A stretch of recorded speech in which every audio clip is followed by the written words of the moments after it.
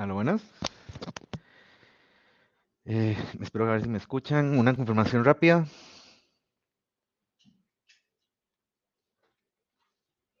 Alguien nada más que me confirme en el chat si me escuchan. Perfecto. Ok, disculpas por el ligero retraso. Hubo una situación ahí con mis credenciales, pero ya la corrigieron. Buenas tardes, mi nombre es Alejandro Madrigal. Yo soy desarrollador en Drupal ya desde hace varios años. He participado previamente en varios Drupal Camps y en Drupaleadas. El enfoque de esta charla en particular es hacer una introducción al desarrollo de temas. Mientras estuve resolviendo todo este tema, en el chat había compartido un enlace a un repositorio de GitHub. Lo vuelvo a compartir por aquello de si no lo habían podido ver. Básicamente, este repositorio es una instalación básica de Drupal con Docker. Sí requiere la configuración de Docker, Docker Compose. No vamos a entrar en detalles en eso. Eso varía dependiendo del ambiente. Hay múltiples formas de hacerlo. Nada más para que sepan que en mi caso en particular, yo lo hice utilizando una máquina virtual en Linux y sobre VMware. Es una forma, hay miles. Entonces, y ahora sí, para entrar en esto, no sé si puedo compartir pantalla. Ok. Ujú. Santísimo. ¿Me parpadea solo a mí o le está pasando a todos? ¿Está parpadeando? Ok. Entonces quitemos esto porque no está sirviendo también. Ok, ya se arregló. Ok, perfecto. Entonces, bueno, como les dije anteriormente, esto es introducción al desarrollo de temas. Entonces, las recomendaciones generales a la hora de empezar a trabajar tematización con Drupal van a ser, de manera general, revisar si existe algo ya que ustedes puedan utilizar. Muchas veces se tiene la idea de que comenzar desde cero es mejor, pero dependiendo de las urgencias del proyecto, tal vez no sea la mejor idea. Yo usualmente lo que recomiendo es revisar si hay algo base que puedan utilizar. Por ejemplo, aquí les estoy poniendo una lista, pero siempre va a ser muy importante que si van a utilizar un tema existente, que lean con mucho cuidado la comentación.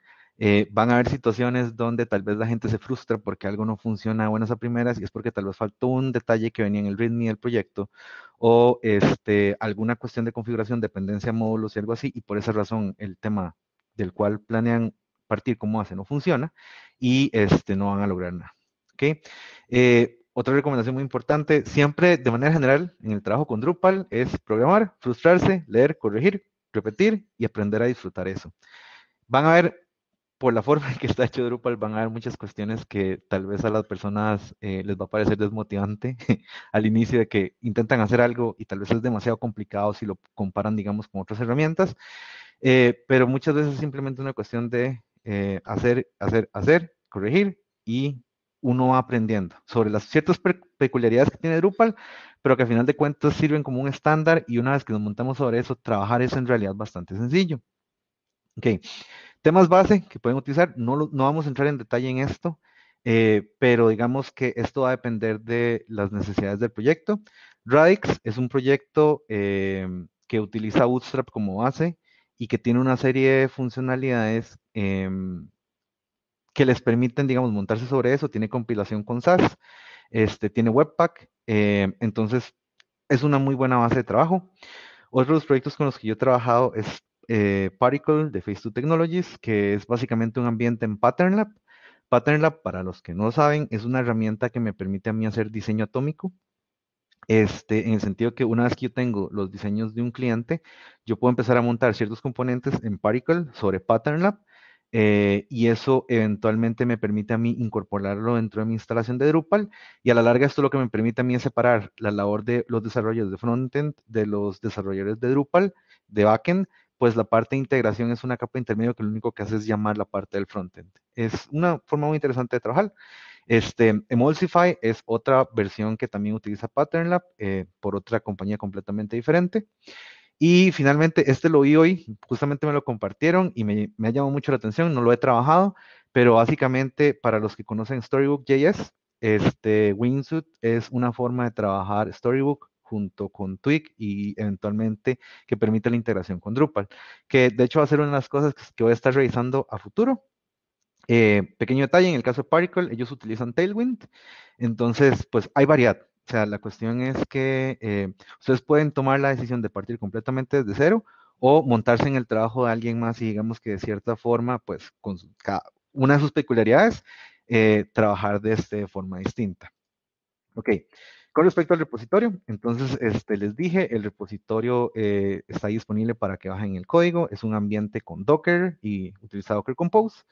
La instalación de Docker y Docker Compose se sale de lo que es esta charla. Pueden instalarlo de distintas formas. El Windows Linux System, la versión 2 en Windows, lo que es Docker for Desktop en OS X, Mac, y lo que es de forma nativa en Linux. Como les mencioné, en mi caso es una máquina virtual y yo lo tengo de forma nativa en Linux. Entonces, ahora sí, nos vamos a lo que es específicamente código. Ok, este proyecto, como les había dicho, está sobre Docker. Entonces yo lo que hice fue, y lo pueden ver en el README, básicamente exponer unos comandos en make como para tratar de que manejar comandos en línea de comandos no fuese tan complicado. De manera introductoria, cuando ustedes bajan el repositorio, lo primero que van a hacer es hacer un makeup y eso va a levantar los distintos contenedores. Básicamente yo lo que tengo es una red de instancias, piensen en pequeñas máquinas virtuales, cada una levantando un proceso distinto, PHP, MySQL, Nginx. El README del repositorio también les indica que tienen que levantar esta ruta en su archivo de hosts. Básicamente es para que apunte de forma local. Entonces yo aquí tengo una instalación de Drupal ya montada. Y lo que voy a hacer nada más para introducirlo rápidamente es ejecutar un comando que ejecuta Drush y me hace una instalación de Drupal desde cero. Entonces, ya el repositorio tiene cierta configuración de cómo tiene que estar, digamos, definido el Drupal. Entonces, él ahí lo que está haciendo en ese momento es simplemente, como ya tenía una instalación presente, borrar la instalación anterior y hacer una instalación completamente nueva. Al final del proceso, él me dice el usuario y la contraseña que yo voy a utilizar luego, entonces, para entrar acá. Está completamente nuevo. Listo, ya ahí estoy con el Drupal listo para empezar a trabajar. Ok.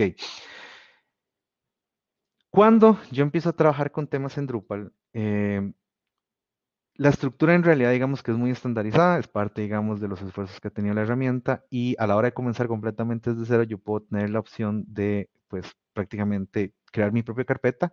Eso sí, por favor seguir la estructura en la carpeta de Themes, en la carpeta Custom, yo creo la carpeta de mi tema. Un tema está compuesto por una serie de archivos que van a ser absolutamente necesarios para que Drupal identifique que el tema existe. Mi archivo .info.yml tiene que tener el mismo nombre de mi tema. Entonces acá lo tengo, demo.info.yml, y es una estructura en formato YML estándar, pero que tiene ciertos parámetros que son predefinidos y requisitos. Esta instalación está sobre Drupal 9. Entonces, el nombre del tema, el tipo, en este caso se pone tema, la descripción, que es una descripción que va a aparecer en la pantalla administrativa, si hereda funcionalidad de algún otro tema, en este caso estoy heredando, digamos, funcionalidad del tema Classy, básicamente heredar plantillas de las distintas cosas que utiliza Drupal. Esto en particular es necesario para Drupal 9, porque con esto nos damos cuenta si es algo que va a aplicar solo para Drupal 8, para Drupal 9 o para ambos. Sin entrar en mucho detalle, Drupal 8 y Drupal 9 no tienen tantas diferencias tan grandes como las que hay entre Drupal 7 y Drupal 8, entonces digamos que el paso de uno a otro es bastante pequeño, por así decirlo, y nos permite que tengamos algo que funcione en Drupal 8 y eventualmente también funcione en Drupal 9. Este índice de libraries lo que define son bibliotecas, archivos de CSS y JavaScript que va a tener mi tema. En el archivo demo libraries.yml es donde yo defino cuáles van a ser mis bibliotecas. Piensen en bibliotecas como cuestiones que se pueden incorporar en distintos momentos a lo largo de mi sitio. Por ejemplo, van a haber páginas donde yo puedo tener un carrusel con Slick Slider. Entonces, en ciertas páginas yo cargo la biblioteca de Slick, no en todas. Pero yo también puedo tener bibliotecas que se van a cargar de forma global. Por ejemplo, el CSS y cierto JavaScript básico de mi tema. Tal vez algo que haga con el menú principal. Entonces, yo aquí estoy definiendo dos bibliotecas, Demo y Slick. Cada una define su configuración, en este caso el CSS.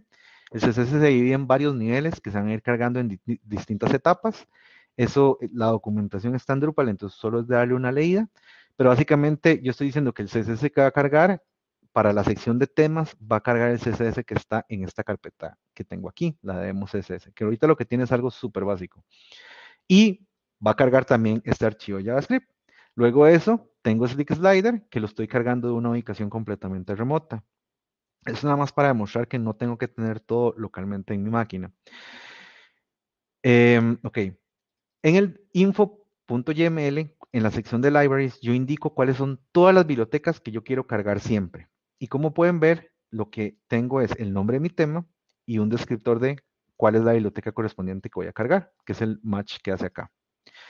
Si yo aquí pusiera otro entry,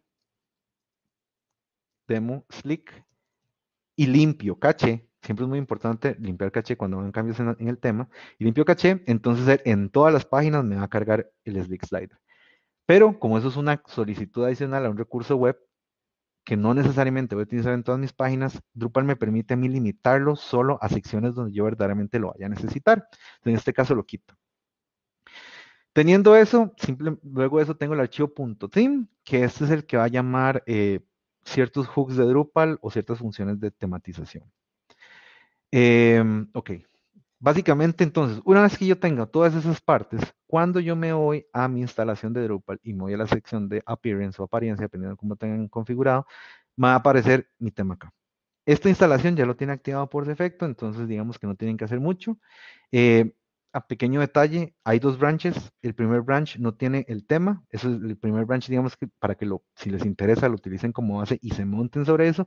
Y hay otro branch que es el que ya tiene este tema instalado. Entonces, pueden utilizarlo para hacer comparativas, a ver si encuentran, digamos, algún problema que tengan a la hora de configurarlo ustedes por su cuenta. Ok, entonces, eso, lo único que estoy haciendo es definir que voy a tener algo en mi Drupal que me va a cambiar la apariencia visual, pero todavía no está haciendo nada. ¿Ok? Yo voy a agregar un contenido. Aquí también definí un tipo de contenido página básico, de texto, voy a agregar una imagen.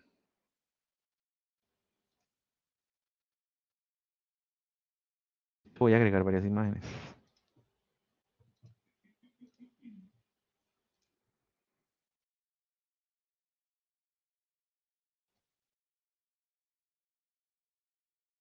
Y simplemente salgo. Ok, entonces, aquí la idea es tratar de demostrar, digamos, cómo es que se utilizan distintos elementos de Drupal a la vez. Entonces, yo acabo de crear un nodo de tipo página y como ven, se ve súper feo. En realidad, este tema no hace mucho porque es como un starter kit, por así decirlo, súper limitado. Pero entonces, dentro de mi carpeta templates, yo voy definiendo las sobreescrituras que yo quiero hacer a el tema base del cual estoy creando. En este caso yo tengo una carpeta que se llama content y sobre ella estoy definiendo el node.html.twig.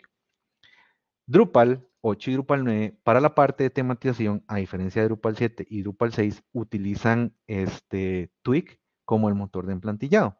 ¿Por qué?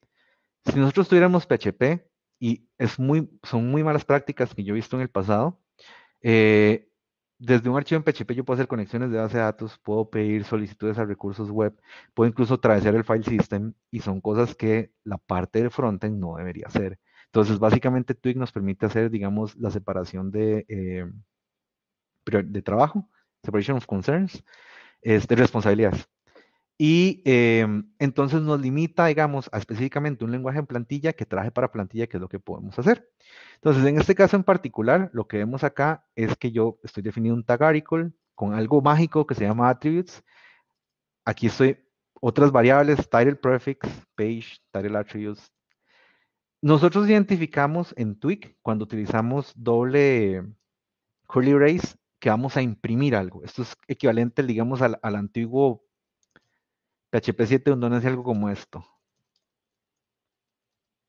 Entonces, entendemos que cuando utilizamos el doble curly brace es para imprimir algo, entonces aquí estamos imprimiendo algo que no sabemos qué es, pero es algo que tiene Drupal, que se llama title prefix. Eso hace algo. Cuando vamos a usar lógica de programación, utilizamos el curly brace junto con el signo de porcentaje. Entonces, en este caso estamos diciendo que estamos evaluando algo. Y si ese algo da cierto, vamos a imprimir esto de acá. Entonces, aquí lo único que estamos diciendo es que si no estamos en una página, él va a imprimir el H2 junto con una serie de atributos y va a poner un enlace a una etiqueta. Después de eso, imprime otra cosa que se llama el title suffix. Después, si tiene esta otra condición, imprime este pie de información y luego imprime el contenido con otra cosa mágica que es atributos y algo que se llama content que tiene contenido. Esto, Cuando nosotros vemos la página, buscamos el tag article, que es este que tenemos acá. Si se fijan, yo aquí tengo una serie de cuestiones de ayuda que me indican a mí exactamente dónde es que estoy trabajando. Esto por defecto en Drupal está desactivado, pero yo se los dejé activado desde la configuración en la carpeta Sites Default, settings.php. Esto se encarga, junto con este otro archivo, developmentservices.yml, de activar toda esa funcionalidad de ayuda para la tematización. Por defecto, y cuando ustedes vayan a trabajar en producción o lo lancen a producción, estas cuestiones tienen que estar desactivadas.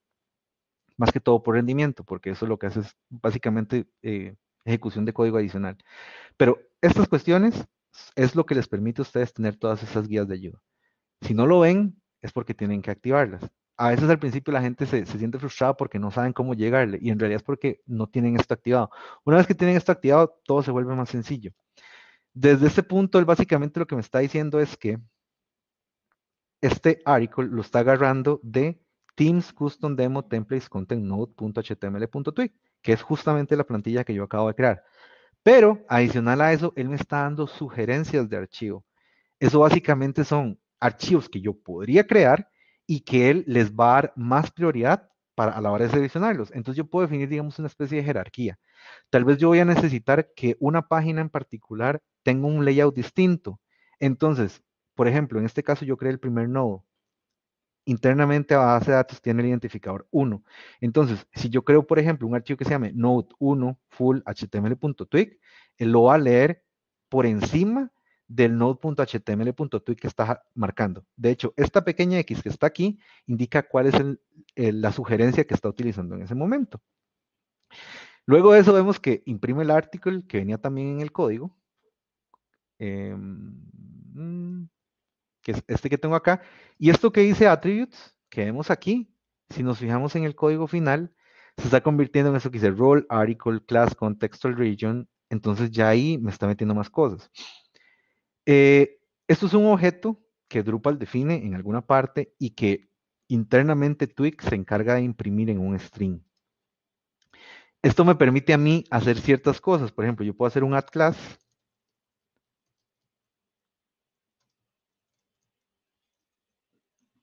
Prueba. Y cuando refresco, vemos que la clase le agregó el node de prueba que yo le acabo de poner. Ahí ustedes eventualmente pueden tomar la decisión de cómo trabajar. Lo recomendado es que siempre trabajen sobre el objeto attributes para agregar ciertas cosas y esto de hecho puede ir siendo encadenado y él simplemente va a ir modificando el mismo objeto y a la hora de imprimirlo, simplemente va a seguir agregando, como pueden ver acá. Esto nuevamente también está en la documentación, es de pegarle una leída para ver qué es todo lo que ustedes pueden hacer con eso. Pero de manera general, digamos que ahí estamos viendo esto. Esto de title prefix, title suffix, ¿qué es? De manera introductoria, ustedes no van a saber qué es, pero tengan nada más presente que es importante. A la larga, cuando ustedes ya estén trabajando con temas, hay cierta funcionalidad que Drupal agrega. Aquí tal vez no sé si la pueden ver muy bien en mi pantalla, pero aquí hay como que una especie de botoncito de editar. Esos son los menús contextuales. De hecho, eso viene de un módulo de Drupal que se llama Contextual Menu. Y este cosito de acá lo que hace es que me permite navegar rápidamente, digamos, a las páginas de edición o a algunos otros menús contextuales que otros módulos puedan habilitar. Entonces yo aquí simplemente voy y salvo. Muchas veces he visto escenarios donde como la gente no entiende para qué sirve eso, simplemente viene y hace esto acá. Dicen, no, se va, no me sirve. ¿Qué sucede? Cuando yo veo a la plantilla, yo ya no tengo esa funcionalidad. Y eso es un problema a la larga, por si yo, digamos, para las personas que estén acostumbradas a trabajar en Drupal, es un problema, porque entonces digo, uy, pero me quitaron esa funcionalidad para ir al nodo correspondiente. También están los menús contextuales de acá, pero nuevamente eso puede variar dependiendo de tema a tema. Ciertas cuestiones de Drupal yo las puedo modificar en configuración, por ejemplo, aquí en la sección de Block Layout. Esto es para el tema demo. Yo tengo esta sección de contenido y tengo el Primary Actions. Si yo esto, por ejemplo, vamos a quitarlo completamente.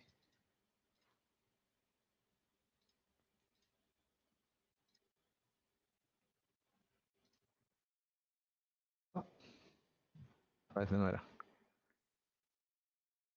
Primary tabs era. Si yo lo quito porque lo moví o porque le puse alguna regla y además a la plantilla le quité los contextuales, pues ya no puedo modificar ese nodo en particular. Tengo aquí para modificar otros bloques que son plantillas que yo no he tocado y si tienen esas cuestiones contextuales. Entonces, lo recomendado es que cuando ustedes entren a una plantilla, revisen la documentación, ya sea la que viene aquí arriba, que ya explica todo lo que tiene, o en el sitio de Drupal.org, donde también van a estar. Ahora, esto de aquí no significa que sea lo único que vaya a tener. Drupal a mí me permite extenderlo si yo tuviera necesidad de hacerlo. ¿Cómo lo hago? A través de programación en PHP. Entonces, por ejemplo, yo les había dicho a ustedes que había un archivo que se llama demo.theme. Demo.theme va a tener funcionalidad de hooks o de funcionalidad de sistema de plantillas para yo sobreescribir ciertas cuestiones. Hay una funcionalidad, un hook que se llama template preprocess node. Eso es muy abierto. Nosotros lo que preferimos va a ser cambiar la palabra template por el nombre de nuestro tema o nuestro módulo. Los preprocesadores son funciones que se mandan a llamar antes de que Drupal, por así decirlo, imprima la plantilla correspondiente y haga todos los reemplazos que tiene que hacer. Entonces, usando la lógica que les dije, la palabra template yo la reemplazo por la palabra, el nombre de mi tema, en este caso demo, y el resto lo dejo igual. Si no existía la función, yo tengo que limpiar caché de Drupal. Con el proyecto que yo les puse acá, hay un comando que se llama make-drush.cr. Make es simplemente una funcionalidad de make. El segundo parámetro es la funcionalidad que quiero ejecutar, que en este caso es drush. Y el tercer parámetro sería el comando de drush que quiero ejecutar. Drush es una herramienta que me permite a mí administrar Drupal desde consola. Limpio cachés con el comando drush.cr, que es caché rebuild. Y Drupal va a mi tema a leerlo completamente e identificar las funciones de tema que yo metí nuevas. Entonces, en este caso, metí un demo preprocess node. Voy a poner un die nada más para que vean dónde es que él detiene la ejecución. Pues sé que lo está invocando. Y él tiene un objeto que se llama variables. Ok, vamos a ver qué es lo que tiene variables. Yo tengo, bueno, las versiones más nuevas de Drupal utilizan una librería que se llama TwigBarDumper. Y TwigBarDumper a mí lo que me permite es ver cómo es que está compuesta una variable. Previamente, uno tenía a usar el printr. Y todavía se puede usar, pero hay un gran problema. Vamos a hacerlo nada más para que lo vean. Cuando yo utilizo printr, él va a durar un montón de tiempo y en algún momento va a llegar a un problema de memoria. ¿Por qué? Porque Drupal utiliza objetos, Drupal 8 y Drupal 9 utilizan más objetos de los que se utilizaban en Drupal 7 y esos objetos tienen muchas referencias y esas referencias tienen mucha profundidad y cuando yo empiezo a hacer un printr, si yo no le pongo un límite, él simplemente se acaba sin memoria porque eso todo lo trata de meter en un string y nunca cabe. Entonces, eso es frustrante. Hay otras bibliotecas, por ejemplo, el módulo de Bell tiene una funcionalidad de Hook. Yo lo que utilizo generalmente y que creo que viene en todas las instalaciones ya por defecto es Bardump. Entonces, en lugar de usar un printr, yo utilizo mi funcionalidad dump y él me presenta esto, que es una forma más bonita de ver toda la información que se encuentra en esa variable. Entonces, de aquí vamos a empezar a decir lo siguiente. Un pequeño detalle. Importante, en PHP, este ampersand significa que la variable se pasa por referencia. ¿Por qué? Porque yo voy a necesitar modificarla para que luego alguna funcionalidad de Drupal la use. Si yo no pongo ese ampersand, yo voy a modificar una variable global, local. Y cualquier cambio que yo le haga, Drupal ni se va a dar cuenta que eso existe. Entonces, muy importante, siempre esa variable va por referencia. De la información que tengo acá, entonces yo sé que ya esa variable es un array. Entonces, ok, es un array asociativo, puedo meterle índices y utilizarlos. Básicamente, ¿qué es lo que va a hacer Drupal? Todos los índices que él encuentre acá se van a convertir en una variable de Twig. Entonces, por ejemplo, yo estaba imprimiendo content. Aquí hay un índice content y content tiene links, tiene un body, tiene un field imagen. Entonces, por ahí va el asunto. Esto de aquí, que ustedes están viendo en este orden en particular, donde vienen los links, el body y el field imagen, viene asociado al display mode que tiene el nodo que yo estoy trabajando. Entonces, por ejemplo, el content type de página tiene este display donde viene links, body, imagen, que es lo que yo estoy viendo acá. Links, body e imagen. Si yo cambio el orden de esto y quito links y salvo, cuando yo refresco esto acá, me voy a content, que ahora solo tiene 2 ítems y tiene la imagen y el body. Entonces, Drupal internamente, de alguna forma mágica, que de cierta forma no nos interesa ahorita conocer, va a mandar todo lo que ustedes definan aquí dentro de esa sección de content. Ahora, yo puedo modificarlo si quisiera, agregando cosas nuevas, quitando cosas que estén ahí presentes. Entonces, por ejemplo, aquí estoy agregando una variable nueva que se llama mi variable, que dice soy un valor, y estoy utilizando una biblioteca. Drupal maneja una cuestión que se llama los arreglos de renderizado. Y básicamente un arreglo de renderizado es justamente lo que acabamos de ver. Field Image es un arreglo de renderizado que tiene ciertas propiedades que internamente el motor de plantilla de Drupal va a utilizar de alguna manera. Y cuando eso hace un print, va a mandar a llamar cierta funcionalidad que al final, de alguna forma, eso nos va a volver un string, que es el string que estamos viendo al final. Lo que nosotros anteriormente habíamos visto como attributes fueran las dos cosas que tenían. Lo que era el rol, que aparecía como article, y lo que es la región contextual. Yo podría inclusive, en lugar de imprimir las variables como lo hice en la plantilla, que las puse acá, yo podría quitar esto, nada más imprimir el attributes,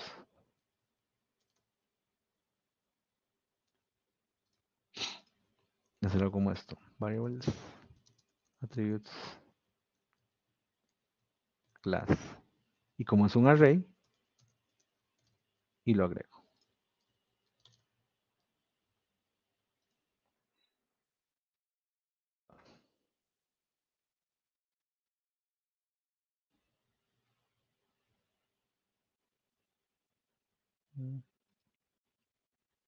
Y aquí lo pueden ver. Mi clase. Entonces, ustedes pueden modificar ciertas cuestiones desde la parte de PHP, lo pueden hacer desde la parte de Twig, pero la idea es que todo lo que ustedes hagan acá eventualmente va a estar disponible para que se use dentro de Twig. Ok, estoy creando una variable nueva y estoy utilizando una biblioteca. Si yo me voy al nodo y busco mi variable, no está. Pero entonces yo puedo venir y simplemente agregar, por ejemplo, aquí, por más tonto que parezca, meter un H3 al final e imprimir mi variable. Nuevamente, doble curly brace significa que estoy imprimiendo. Cuando yo refresco mi plantilla, ya tengo esto acá. Si yo vengo y cambio lo reflejado, yo también podría desde la parte de Twig venir y hacerle modificaciones a esto. El pipe es, digamos, como uno mandaría llamar una función. ¿Cuáles funciones tengo yo disponibles? Pues eso está en la documentación.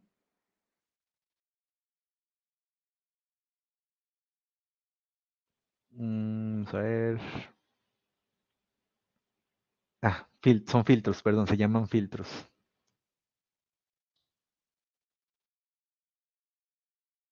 Vamos a ver. Digamos que yo quiero reemplazar algo.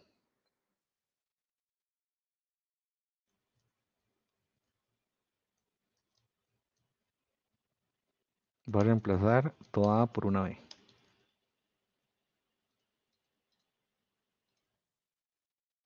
Y ya dice, soy un bublor.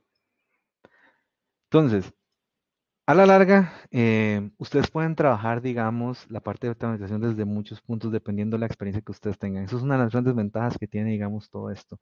Si ustedes no tienen experiencia en PHP, pero pueden entender más sencillo lo que es la parte de Twig, pues pueden hacer esas cosas desde Twig. Harán ciertas cosas más avanzadas que sí no van a poder hacer en Twig. Pero eso no significa que no puedan extender Twig para poder hacer ese tipo de cosas. Extender Twig se sale de lo que es el contexto de esta charla, pero nada más es importante que ustedes sepan que existe la posibilidad de extenderlo. De hecho, hay módulos de Drupal que agregan filtros adicionales para Twig. Ok. Ahora, nos quedan 10 minutos. Bueno, vamos a terminar esto rápido. La parte de JavaScript. Ok. ¿Cómo agrego yo funcionalidad a mi sitio? Drupal tiene una idea que se llama behaviors, comportamientos. La idea detrás de los comportamientos es que Drupal tiene distintos momentos donde va a mandar a llamar la funcionalidad de JavaScript. Una es cuando se carga inicialmente la página, otra es cuando yo recibo información de fuentes de Ajax. Entonces, por ejemplo, yo aquí en este archivo yo incluí, para cuando estoy trabajando con un nodo, yo incluí el Slick Slider. Entonces, Drupal en ese momento simplemente carga la biblioteca en el HTML y la utiliza. Dentro del JavaScript, yo lo que estoy creando es un nuevo behavior y la estructura del behavior siempre va a ser esta. Drupal.behaviors ya es un array, un objeto, y ustedes agregan el comportamiento que quieren agregar con un nombre. Piénsenlo así, nada más, un índice adicional. Pero eso es una estructura de objeto que tiene una propiedad attach, que es una función, que recibe dos parámetros, contexto y configuración. Contexto es dónde se está invocando ese behavior. Cuando la página se carga inicialmente, el contexto va a ser el documento HTML. Pero cuando yo recibo una respuesta Ajax, el contexto va a ser ese contenido Ajax que a mí me devolvieron.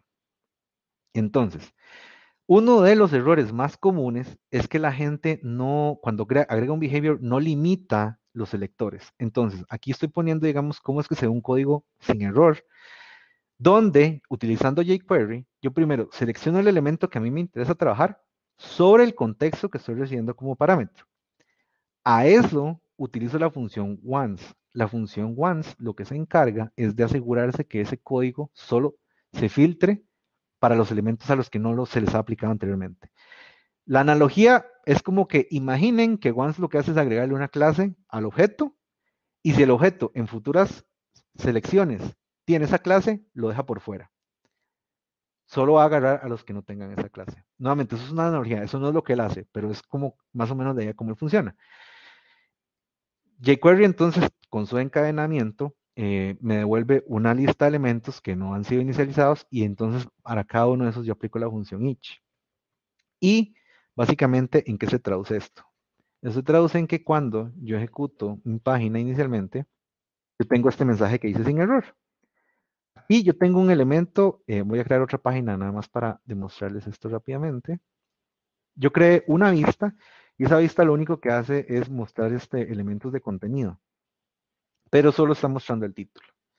Entonces, como pueden ver aquí, yo ya tengo un paginador, aquí tengo esto, como metí el slider, nada más para que vean cómo es que estoy cargando el slider, selecciono los elementos que tienen la clase field items que pertenece a this. This, porque estoy moviéndome en la función each de jQuery, va a corresponder a cada uno de los elementos que hizo match acá. Y entonces, a cada uno de los elementos que hizo match acá, le estoy cambiando un padding, se lo estoy poniendo de forma aleatoria y le estoy poniendo estoy mandando a llamar la función slick para que se ejecute la función que le agrega la parte del carrusel. Entonces yo tengo esto acá. Tengo un carrusel ahí súper simple, ¿verdad? Si yo refresco, el padding va a cambiar, cambiando muy poco. Ahora, si yo hago aquí un llamado por Ajax, porque esta vista está configurada para usar Ajax, yo simplemente cargo y ya, eso es todo. Cuando yo no tengo cuidado y yo no coloco los filtros correspondientes y, por ejemplo, ejecuto este código que tiene error, me aparece un mensaje con error, veo que cambió la posición, pero cuando yo empiezo a usar Ajax, ya me empieza a tirar errores. ¿Por qué? Slick Slider verifica si el elemento ya está creado y si ya está creado, tira un error. Adicional a eso, como yo estoy mandando a llamar el código varias veces porque no lo estoy filtrando, cada vez que yo hago una funcionalidad en Ajax, él me cambia la posición del elemento. Esto es un ejemplo muy tonto, pero el problema es que en situaciones más graves, donde tienen mucha funcionalidad, es algo que se ejecuta n cantidad de veces y ya eso les genera un montón de problemas con JavaScript. Lo he visto millones de veces con personas que no están al tanto de la funcionalidad de behaviors. Ok, ya se nos acaba el tiempo, por así decirlo. Como les digo, esto es una cuestión muy introductoria. La idea era como que tratar de enseñarles ciertas cosas que pueden hacer rápidamente sobre cómo trabajar la plantilla y ya, digamos, pueden seguir ustedes adelante. De igual manera, pueden poner preguntas en el issue queue de GitHub del repositorio y eso sería. Muchísimas gracias, Alejandro, por la Claro. conferencia. Muy amable, como siempre, muy acertado y participativa tu charla, ¿verdad? Está muy amena. Muchas gracias. Ya nos hemos visto por ahí en algún Drupal Varias, Camp presencial. en tantos camps. Sí, pero como siempre, muchísimas gracias. Esperemos a ver si nos quedan como 3 minutitos, a ver si hay alguna persona que quiere hacer alguna pregunta. Okay. Tenemos 22 personas en la sala. Dice Cristian que gracias.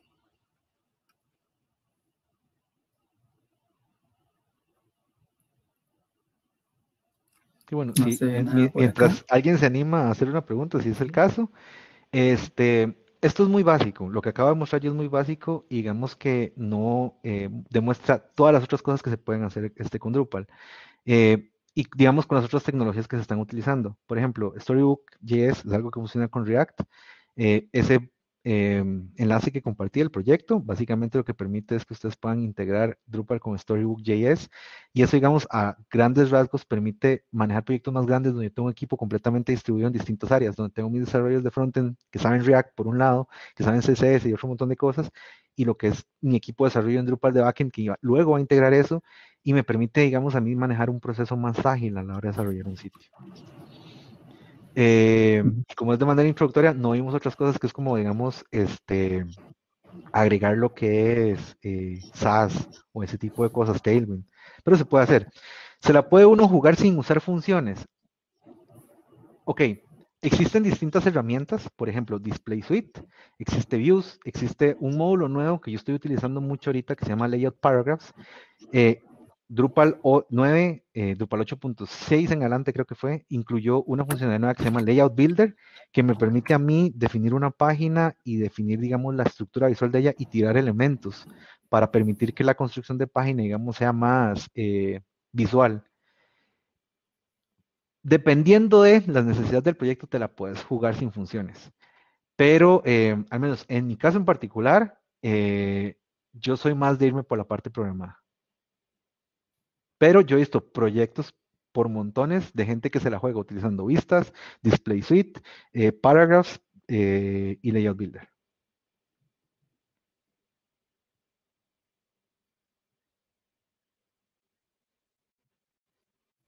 No hay Voy a más ponerlo gente acá. por acá. También está entrando gente a la sala. Me imagino que ya es para la siguiente. Sí. No, no, porque se cambian las direcciones. Ah, No, ok. no, es así como las sesiones presenciales en donde llenamos las aulas y las Ahí, saturamos de gente. ok. Ahí en el chat puse, digamos, algunas de las tecnologías que se utilizan, módulos, más que todo, que lo permiten a uno, digamos, acomodar los distintos elementos de una entidad, que es una forma de referirse a los nodos y a otras cosas más grandes en Drupal, donde yo puedo simplemente con una interfaz, digamos, ir reacomodando cosas. Perfecto. ¿Okay? Si no hay alguna Gracias, otra Alejandro. pregunta. Aquí están todas tus anotaciones, Layout Builder, Layout Paragraph, Paragraph, Display Ok. Suite. Layout Paragraph. Layout Paragraph es una funcionalidad muy nueva. De hecho, el módulo todavía está en desarrollo, pero yo lo he estado utilizando a montones. Layout Paragraph me permite a mí utilizar paragraphs que funcionen con el Layout Builder de Drupal. Y eso a la larga me permite, por ejemplo, si en Layout Builder yo defino algo que tiene 3 columnas, el parágrafo que yo vaya a colocar va a tener 3 columnas y sobre cada una de las columnas yo puedo acomodar otros parágrafos. Entonces, eso permite, digamos, manejar, por ejemplo, una experiencia muy parecida a page builders como Divi, como WP Bakery, donde yo simplemente defino secciones y en cada sección tiro un bloque. Entonces, eso, digamos que a la larga, en lo que es la experiencia del Content Editor, se vuelve una maravilla porque deja la idea de que si estás con parágrafos que tenías que imaginar cómo se acomodan, porque ahora tenés el parágrafo y lo tenés visual, cómo es que se está viendo, porque él te tira casi que un resultado en tiempo real. Entonces, Layout Paragraphs te permite hacer eso.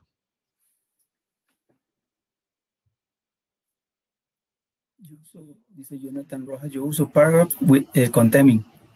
Uh -huh. La lógica, digamos, con Paragraphs, los preprocess funciona exactamente igual. yo aquí, digamos, puedo poner preprocess paragraph, y si yo tengo un paragraph, él me va a hacer el procesamiento para el paragraph. Yo podría incluso enfocarlo más, y si tengo un paragraph que se llame image, yo puedo hacer esto, y él me va a hacer ese preprocesador solo para los paragraphs que tienen el type image. Ok, y no sé si ya se nos acabó el tiempo, no hay más preguntas. Estamos ahí todavía con un Bueno, poquito. una pregunta rápida. Diferencia. Diferencia entre Display Suite y Layout Builder. Display Suite es un módulo aparte, Layout Builder ya viene en el core de Drupal. Display Suite lo que hace es cambiar, bueno, ambos permiten cambiar la parte de presentación de una entidad. ¿Cuál podría decir yo que es una diferencia grande? Simplemente la forma de trabajar. En realidad el objetivo de ambos es casi, diría yo que casi que el mismo.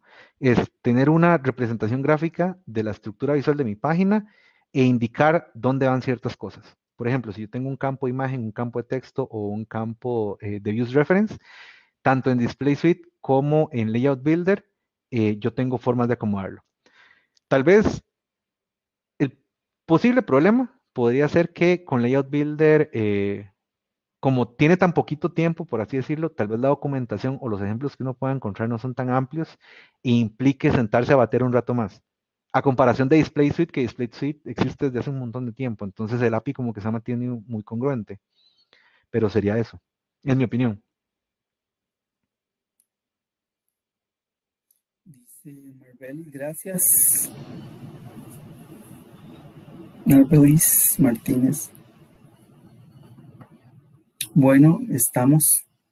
¿Qué? Muchísimas gracias. Hay un pequeño espacio de tiempo ahí para ir al baño, tomar agüita y volver por dentro de unos 10 minuticos. Perfecto. Las próximas sesiones arrancan a las 2 de la tarde.